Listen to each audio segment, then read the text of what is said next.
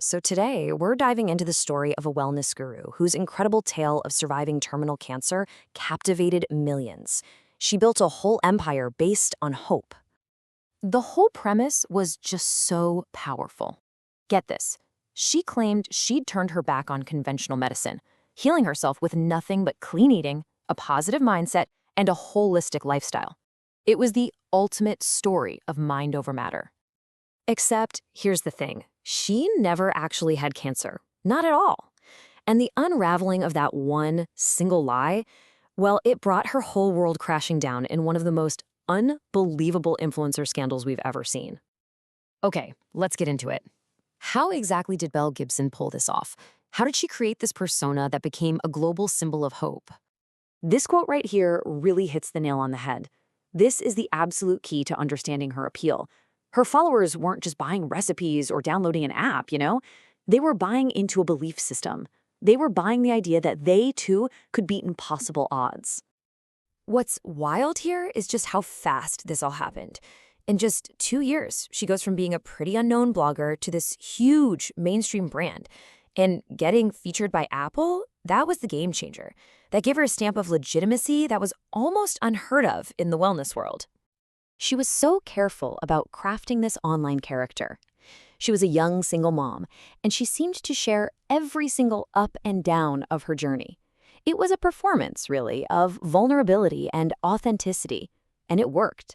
It created this really deep connection with her followers, who felt like they truly knew her and were part of her fight.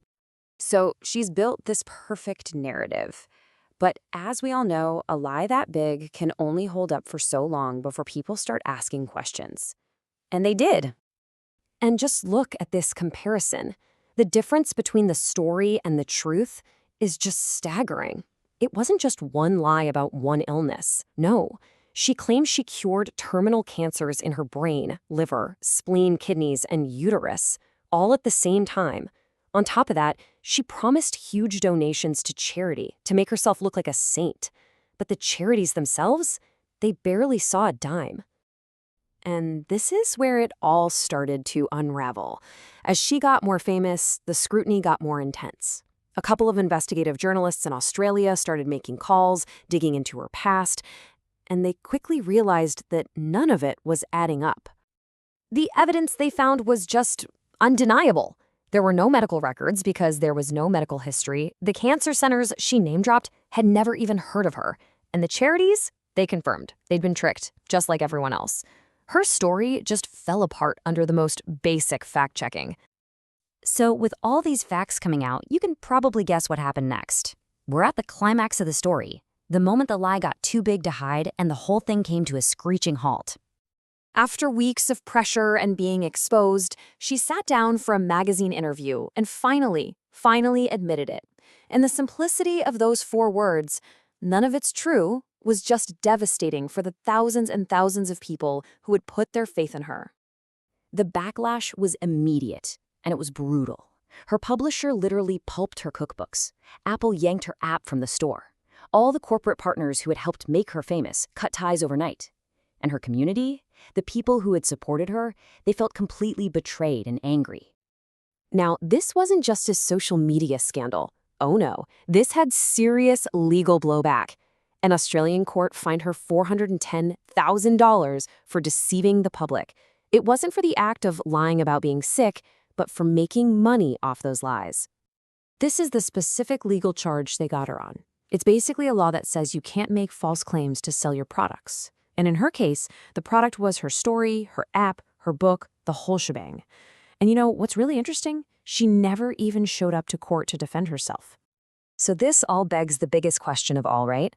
How did one person manage to fool so many people? And not just her followers, but huge savvy companies like Apple and Penguin.